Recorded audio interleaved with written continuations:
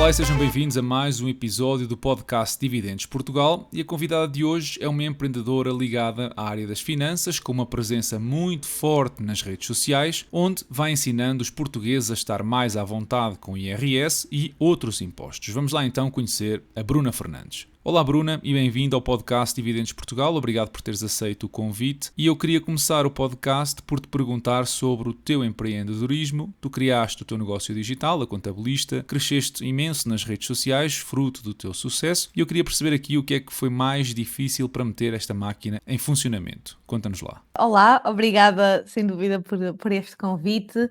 Eu costumo dizer que o mais difícil, por acaso não foi começar, muita gente acha que o mais difícil é começar, para mim foi relativamente fácil, porque eu já sou da era do digital há bastantes anos. Eu comecei um blog de moda em 2009, tinha 15 anos, portanto a exposição...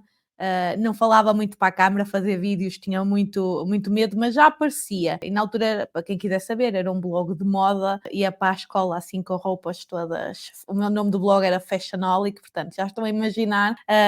Medo da crítica eu não tinha, mas a verdade é que tive muita dificuldade. Eu não tinha vergonha, pronto, a parte da vergonha eu nunca tive, mas tinha muita dificuldade a nível de dicção, porque eu era um bocadinho espinha de massas e carregava muito nos R's e falava muito rápido, então foi algo que eu vim a desenvolver nos últimos anos, mesmo a nível de dar as aulas, e hoje já está melhor, mas o meu maior problema até foi na parte da comunicação, falar com melhor dicção, e depois, como comecei a crescer muito rápido, e na altura eu criei a Contabilista para ganhar dinheiro, ok? Não é, eu queria mesmo fazer consultoria, falar com pessoas, mas tudo a ser pago na altura.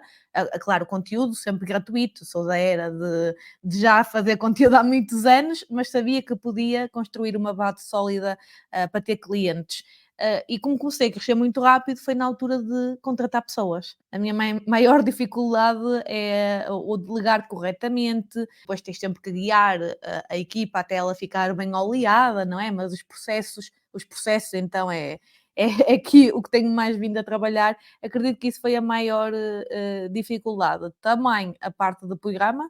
Eu acho que no digital nós temos que saber muita coisa e pôr a funcionar. Claro que podemos delegar, mas eu acho que um bom empreendedor gosta muito de saber como é que as coisas funcionam. Eu delego muita coisa, mas eu mesmo assim gosto de saber como é que aquilo é feito. Sou muito curiosa e acho que ajuda também ao sucesso do negócio quando somos assim um bocadinho mais curiosos. Nessa trajetória que tu mencionaste, tens assim alguma situação caricata ou algum erro que tenhas cometido que, olhando para trás, te dá vontade de rir, ou que tu digas como é que é possível eu não ter pensado nisto logo desde o início? Tenho algumas engraçadas e, mais uma vez, vai envolver plataformas, porque hoje em dia, claro, que é o início e faria tudo igual se voltasse atrás, não é? Não era por aí, foi onde cheguei.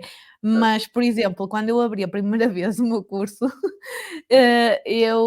as pessoas tinham, por exemplo, que eu dizia, deixa o teu e-mail para eu depois te enviar e-mail. Porque eu não tinha uma plataforma de e-mail marketing. Eu basicamente, nessa altura ainda trabalhava para outros, eu tirava prints às conversas, que era para não me esquecer, porque na altura nem existia, sei lá, de eu pôr aquilo como favorito, agora dá para pôr uma tag lá dentro até do Instagram, pronto, mas na altura não tinha nada disso. E então eu tirava print, que era para ter a foto, para não me esquecer de ao final do dia ir ao meu Excel, das pessoas interessadas, e eu punha lá o nome, o arroba do Instagram e o e-mail da pessoa. E depois, quando abri o curso, ou seja, quando ia iniciar as vendas, dei a subida, aí já tinha plataforma de e-mail e enviei para todos os e-mails que tinha nessa listagem de Excel, menos mal. Outra situação era, por exemplo, eu dava consultorias e não tinha o Zoom pago. Para mim isso hoje em dia nunca faria isso, não era pelos 12 euros ou 14, que é o preço do Zoom, pagaria aquilo para aquilo não ir a meio, que dava um bocado de aspecto não profissional. Então há coisas que eu hoje não faria, mas foi assim alguns erros. Certo, certo, mas eu acho que é importante porque nós temos muitas vezes a tendência de usar as plataformas gratuitas, mas quando atingimos uma determinada escala faz todo o sentido ter alguma fiabilidade e começar a usar as plataformas pagas. O Zoom é um exemplo, é verdade, mas há muitas outras na mesma situação. Mudando então aqui o tema para questões relacionadas com investimentos, além da tua veia mais empreendedora, tu investes em ETFs ou ações, ou como é que tu geres o teu património? Conta-nos um bocadinho sobre isto. Eu não sou a maior investidora, eu estudo muito sobre o tema para poder dar ajuda a nível fiscal, mas não sou gostava de ser melhor investidora, no caso. Eu invisto em ETFs, ou ETFs, nunca sei como é que o pessoal diz. Também gosto da parte das ações, mas não tenho tempo para estudar as mesmas, mas geralmente costumo gostar de analisar as empresas e investir em ações e deixo lá, compro e deixo lá e lá está. Como também não tenho, eu acho que na minha ótica de investimento acaba por ser útil para mim a falta de tempo que eu tenho, porque eu também nunca olho para aquilo. Eu meto lá o dinheiro e espero que aquilo renda, porque eu também não tenho muito tempo. Sou fada de PPR, por causa do benefício no IRS que me dá, mas passa muito por aí. Não sou devia, por exemplo, investir mais mensalmente e geralmente faço mais quando me lembro ou tenho assim algo que acaba por surgir algum projeto de publicidade, por exemplo, e que recebo uma quantia maior dinheiro que não estava à espera, não está tão associado ao meu negócio, digamos assim, à empresa, então acabo por investir esse dinheiro, então quando venho faço assim em vez de fazer um aporte mensal, faço logo com esse dinheiro que não estava destinado, digamos assim. Mas tu tiveste algumas aventuras com ações que correram mal, certo? Eu lembro-me de contares algumas histórias de investimentos pontuais que não correram lá muito bem. O que é que nos podes dizer sobre isso? O pouco de que investi em ações, aquilo baixou,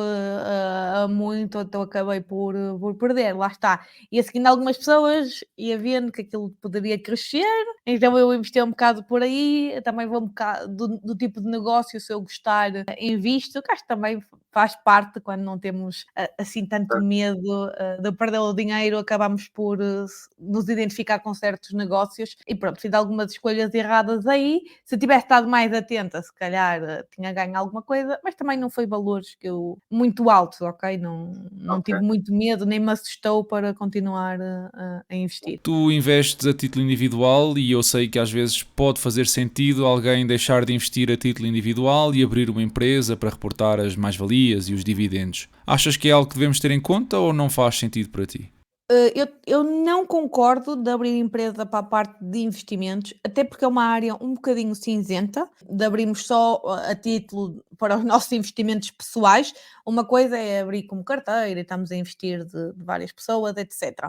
Agora, se é considerado negócio, ainda é uma área um bocadinho cinzenta. Temos esse primeiro ponto. Depois também do ponto de vista de abrir a empresa só para isso, muitas pessoas têm a tendência por causa de pagar menos impostos, mas não se abre uma empresa para pagar menos impostos. Abre-se por outras razões, de separar património, etc. Só que no caso de investimentos, que são a título pessoal, no caso, é algo que nós queremos no nosso património, eu não acho que seja muito interessante, por causa de nós termos, imaginem, se calhar as pessoas têm outra atividade e vão fazer essa atividade por essa empresa e depois também têm os investimentos lá. Se depois um dia quiserem vender a empresa, também vão vender os investimentos que estão alocados, porque é da empresa, não é vosso. É esta separação que existe quando criamos empresa e é preciso ter atenção a esses pontos. Eu aconselho mais, podem abrir pela vossa atividade, sem ser dos investimentos, e retiram esse dinheiro e investem a título pessoal. Porque os impostos vão ser ela por ela. Uma taxa de IRC nas mais-valias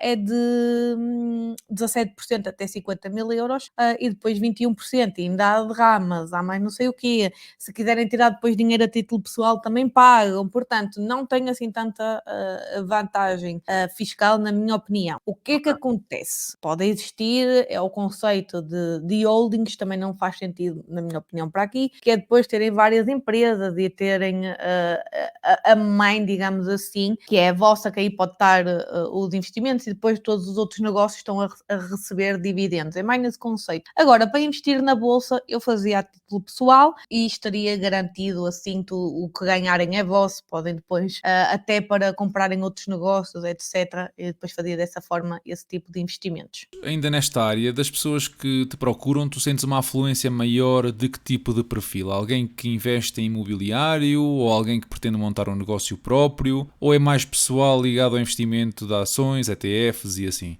Eu tenho, a maior parte das pessoas é para conteúdo de começar um negócio próprio, porque quando é investidor, eu costumo dizer, uma vez tive uma mentoria, e depois vê se concordas comigo, que era, tens de subir o curso que tu tens para pessoal que investe na bolsa, tem de ser muito mais caro, porque o pessoal está a ganhar dinheiro. Eu disse, claramente não conhece o perfil de um investidor à séria, porque eles retiram o dinheiro todo da conta para os investimentos e só fazem aqueles gastos certinhos. Ou seja, quando vão comprar um curso, tem que ser algo que eles estão, tipo, a juntar há muito tempo e que esteja definido lá na parte das despesas deles. E se for muito caro é para esquecer, porque eles não vão achar que vale a pena e vão procurar a informação a outro lado. Portanto, claramente que sinto um bocadinho isso, sinto muita procura, evidentemente, um bocadinho nuances, mas acredito que a maior parte aqui em bolsa, ok? Porque se estivermos a falar de imobiliário, de casa, já é completamente diferente, até porque é geralmente investimentos maiores e que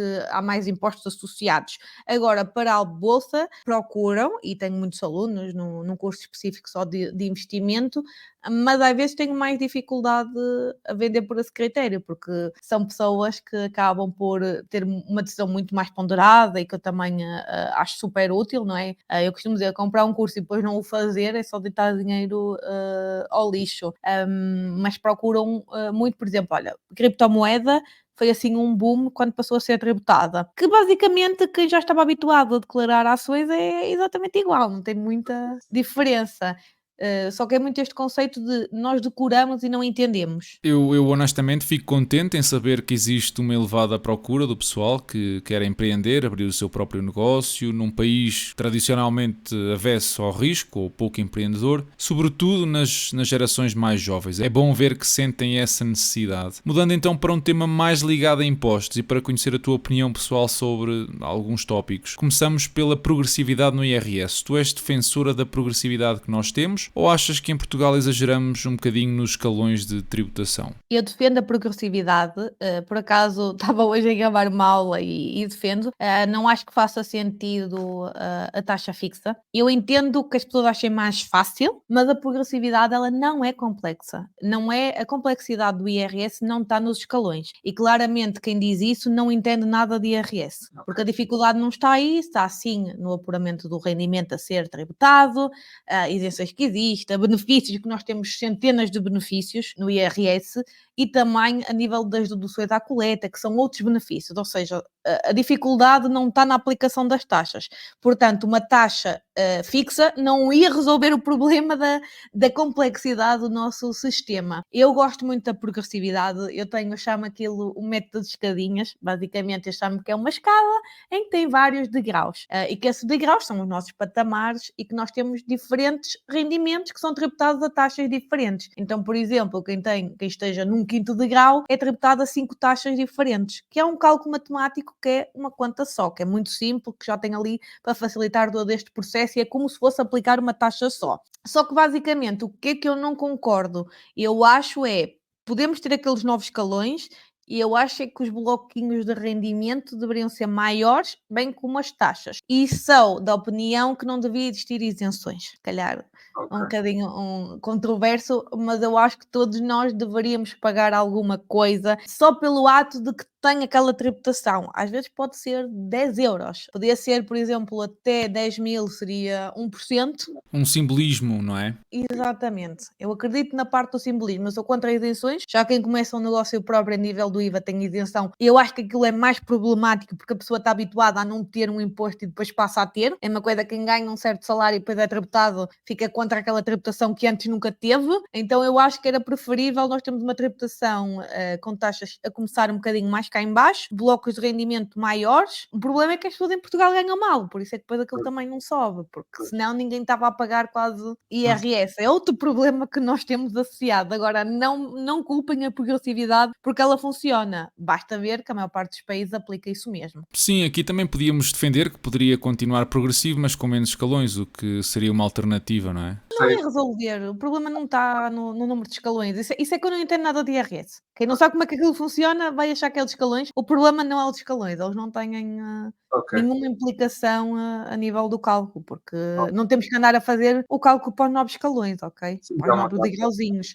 Há um cálculo super rápido. Para quem não sabe, existe 3 formas de usar as taxas. Podemos ir pelo método dos degrauzinhos, muito melhor para entenderem, mas depois de entenderem usam um método mais rápido. Ok. Em relação à complexidade, eu tenho aqui uma pergunta que vai um pouco nesse sentido. Eu ouvi uma história contada por ti num podcast anterior em que acabaste o curso de contabilidade sem que te tivessem ensinado a preencher uma declaração de IRS. Isto é verdade? É verdade, sim. Pronto, tu achas que este tipo de coisas não deveriam ter parte em alguma cadeira do curso ou achas que não são assim realmente tão importantes nesta fase? É verdade.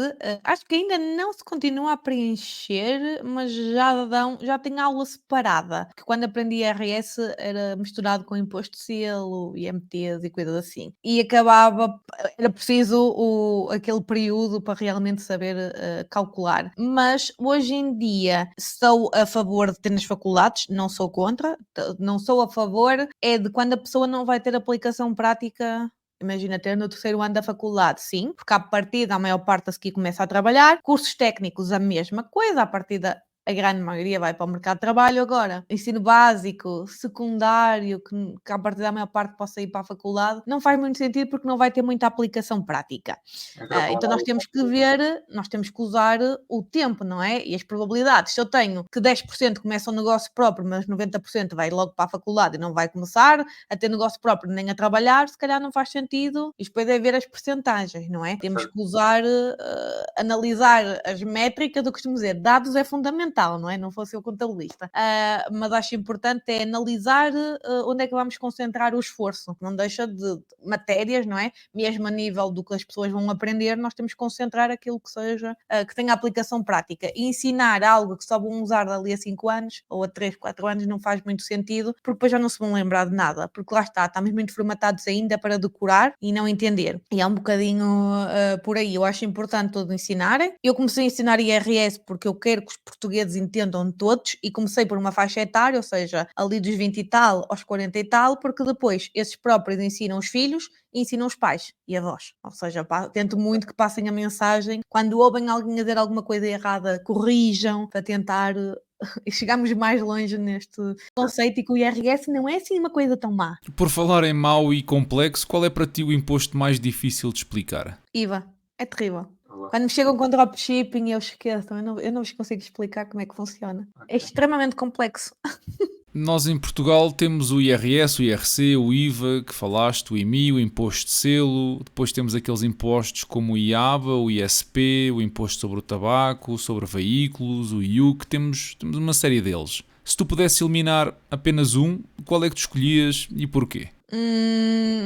Estou indecisa entre IMT e imposto de selo. Eu acho que IMT. Já eu sou da opinião de eliminar o imposto de selo. Eu esses dois, eu detesto os dois, portanto, eu nem sou especialista em nenhum dos dois, tipo, há muita coisa que eu não sei, nem quero aprender, quer dizer, não é nem quero aprender, aprendo quando sinto necessidade, mas não é foco, nem nunca gostei. Por exemplo, eu não faço, neste momento, empresas de imóveis por causa de IMT e imposto de selo, porque lá está, temos que estar, não é que o estudo seja assim tão grande, depois de estudar uma vez, pronto, mas só que tenho outro setor de negócios que eu já estou mais por dentro e que gosto mais de estudar, prefiro. É um bocadinho por aí. Na minha opinião, eu eliminava o imposto de selo. Para já porque é um imposto super antigo, para aí do século XVII ou assim. E atualmente não faz sentido nenhum. É verdade que ainda vale ao Estado perto de 1.000 milhões de euros todos os anos, ou 1,3 mil milhões. Mas é um imposto que as pessoas só se apercebem dele em situações muito pontuais, muito específicas. Lá está, no que mencionavas, em transações de imobiliário e pouco mais. E na minha opinião não tem aplicabilidade prática nenhuma. Portanto, o conceito para o qual foi criado já não faz sentido nos tempos que correm.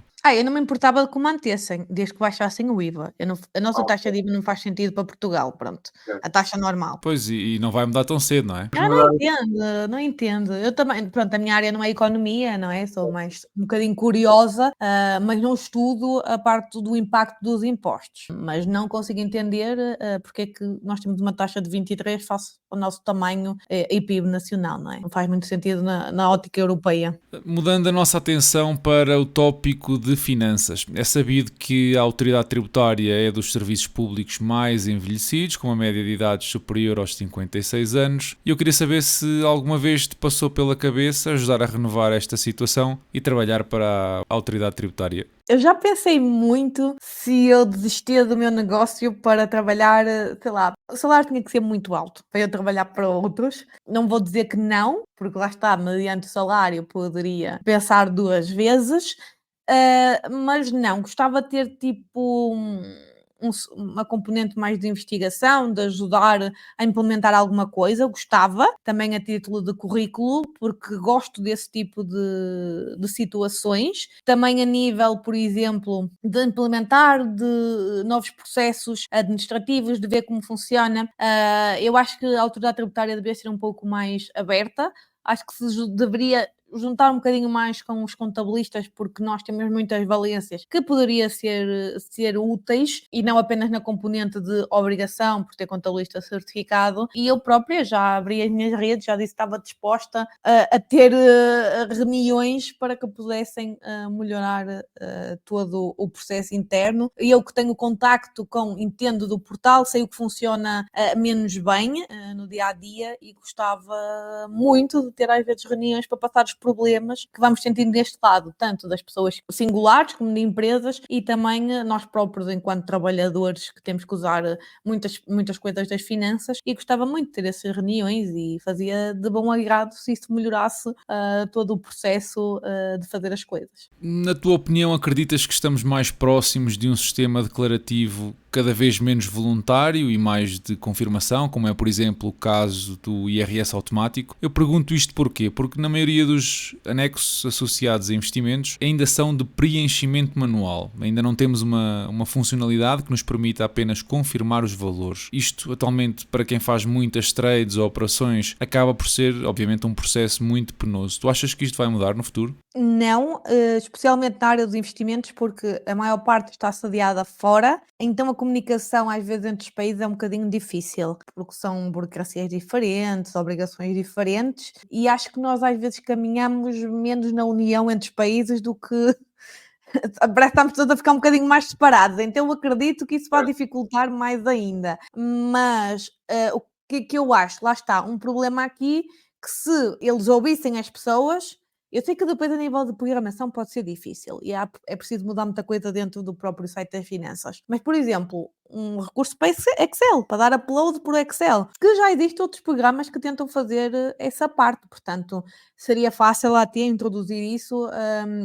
Internamente, ser o próprio a dar upload de um ficheiro em Excel e que lesse logo os campos específicos, já facilitaria. Agora, eu preciso entender porque é que alguns dados já estão lá e porque é que é automático. É automático porque entidades, muitas vezes portuguesas, comunicam esses dados. Portanto, porque é que aparecem investimentos portugueses? Porque os bancos portugueses comunicam, têm obrigações por trás.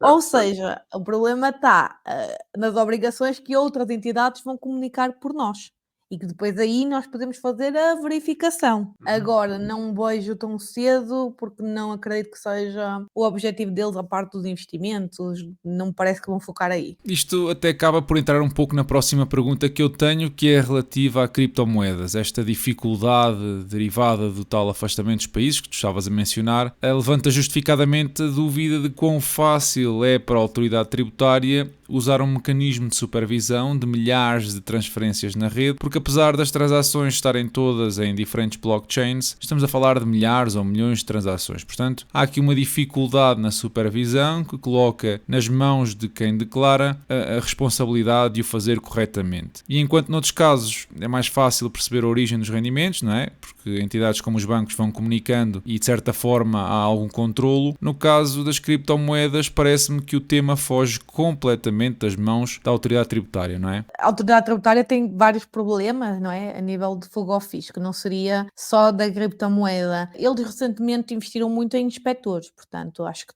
contrataram, acho que era 2.000 pessoas, e a maior parte para cargos de inspeção. Portanto, começamos a reparar, e na minha opinião também tem que ir por aí, que o que está a necessitar mais programação, não é? Querem pôr mais inteligência artificial, o que seja, mas estamos a necessitar de processos inspectivos e não é no caso à multa. Por exemplo, uma coisa muito simples: se as pessoas receberem um e-mail, nós declaramos, não é o problema às vezes de declarar, às vezes é não saber bem como, se temos ou não de o fazer, como é que é tributado, que é outro problema, não é? Depois eles, por acaso, na criptomoeda, explicaram tudo muito direitinho como é que seria, não explicaram todas as condições e mais algumas, que nem eles sabem que depois isto inventa-se coisas associadas ao mundo da criptomoeda, não é? Que é difícil estarmos sempre atualizados, mas geralmente eles já fizeram esse processo, só que às vezes era ferramenta a dizer, olha, tens isto, tens que declarar um e-mail com este espaço e de vez em quando a pessoa receber, já vai dar ali um alerta que a pessoa sabe que vai ter que fazer aquilo, porque sabe que a tia enviou um e-mail e que está por dentro do assunto. São coisas muito básicas e que fazem alguma diferença monumental na cabeça das pessoas. São detalhes, não é? Tu há pouco estavas a falar da declaração de impostos sobre imobiliário. O que é mais difícil para ti de declarar? É imobiliário ou mobiliário, como fundos, ações e assim? É mais difícil, depende muito da corretora que utilizarem. Depende como são extraídos os dados ou como são colocados, ou a pessoa vai apontando, não é? Como é que tem esses dados? Tem um relatório que explica tudo direitinho, é que há relatórios que aquilo não se percebe nada. Na parte de imobiliário, eu acho simples, é mais difícil quando é heranças, porque lá está, não têm dados, o problema é sempre nos dados. Porque se não houver os dados não se consegue fazer nada.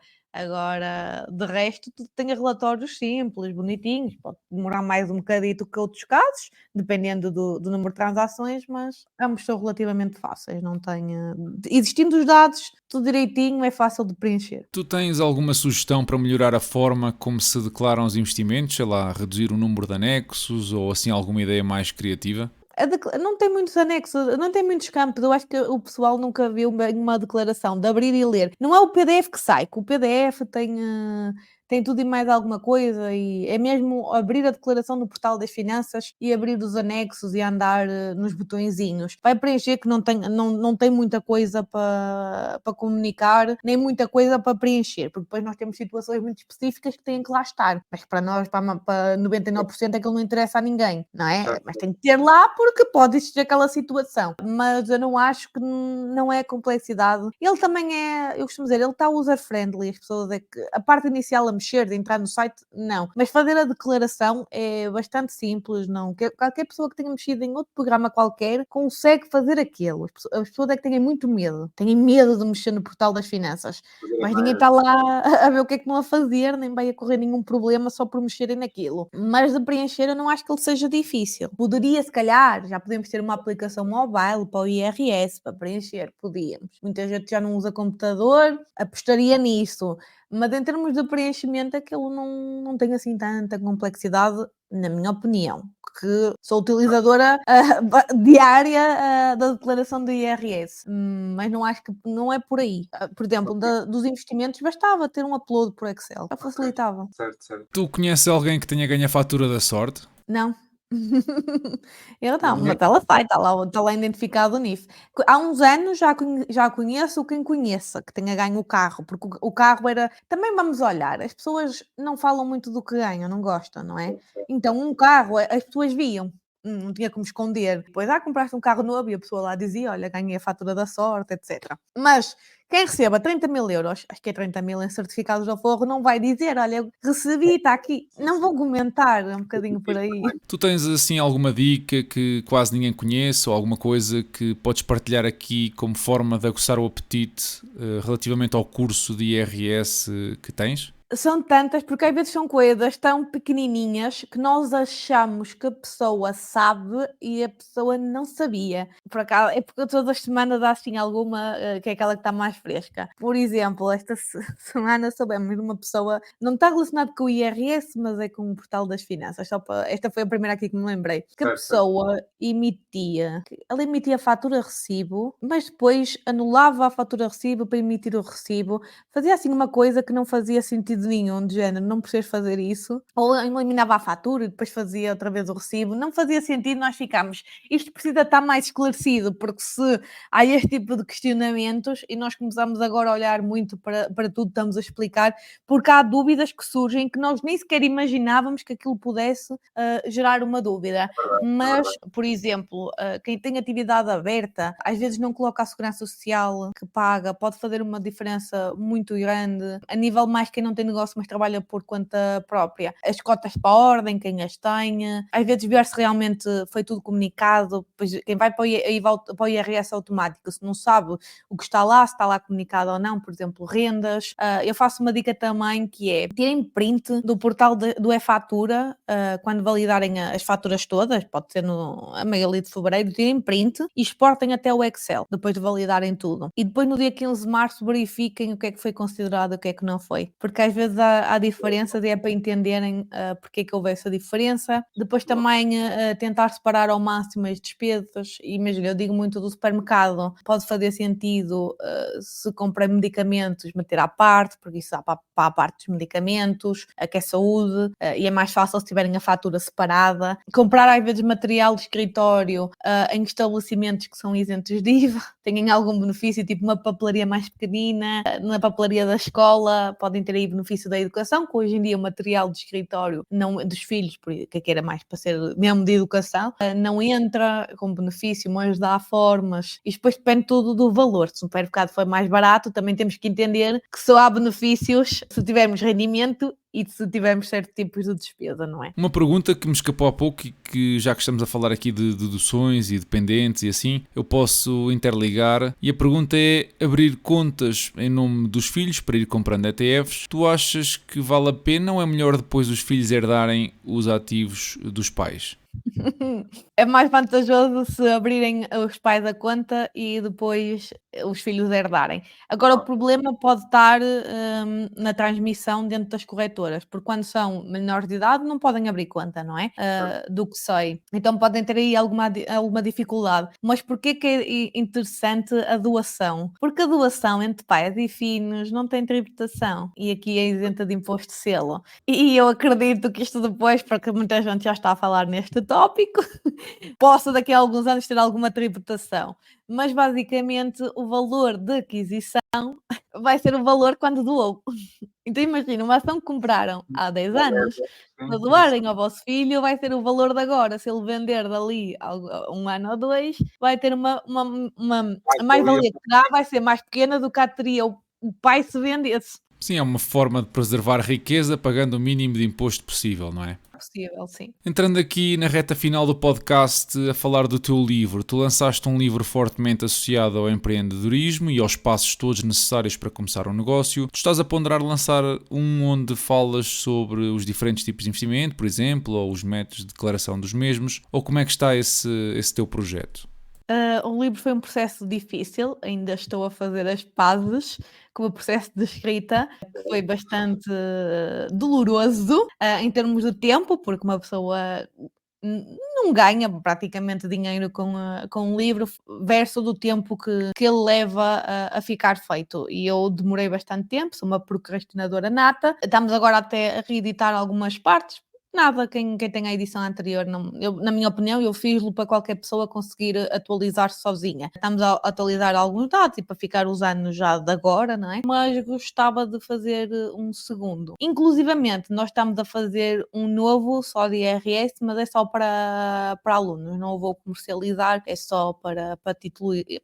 Quando compram o curso, eu gosto sempre de dar uma coisa física. Eu acho que as pessoas dão muito valor a receberem algo em casa, então vamos ter a parte do manual. Nós já temos um caderno, mas vai ter com as aulas em formato de manual. E também gostava de ter aqui alguma coisa vocacionado para a parte de empresas. Fica então a dica para quem estiver à espera, ir colocando pressão sobre ti, um bocadinho de cada vez. Olha, e com isto chegámos ao fim. Eu ia-te pedir que fales ainda um pouco sobre as tuas redes sociais, onde é que as pessoas te podem encontrar e que tipo de serviços é que tu disponibilizas, para quem quiser ter acesso aos mesmos, ter a vida mais facilitada. Eu cedo-te então aqui a palavra. Obrigada, e por já estamos aqui no final, foi muito bom. Podem-me seguir no Instagram. Neste momento é a rede social mais forte que nós utilizamos, que é a contabilista.pt, e também agora temos um Instagram só mais vocacionado para a parte das empresas, porque senti a necessidade de separar águas, e é @contabilidadedigital.pt. Os nossos sites têm o mesmo nome, a contabilista.pt e contabilidadedigital.pt, e os nossos serviços, nós temos a maior parte é formações, é onde nós mais gostamos que as pessoas entrem, porque acreditamos que quando depois vão para os outros serviços acabam por dar mais valor, é mais fácil depois quando falamos e explicamos certas coisas. E nós temos tanto o serviço de consultoria individual, é uma sessão por Zoom, que foi até o primeiro serviço que eu comercializei e continua a ser muito procurado. Depois temos serviços da Vença, tanto para quem é trabalhador independente, regime simplificado, ou seja, precisa de tratar de faturas, obrigações fiscais. Temos o serviço depois para empresas, temos também o serviço de entrega de IRS para quem nos pede no mês, quando temos o mês da entrega, e é isso, já é muita coisa. Sem dúvida, e é um contributo incrível da tua parte. Olha, resta-me agradecer-te a tua disponibilidade, a tua partilha de informação e o teu contributo no geral e desejar-te muita sorte nessas iniciativas. Muito obrigado e voltamos a ver-nos num futuro próximo. Obrigada, foi um prazer. Tchau.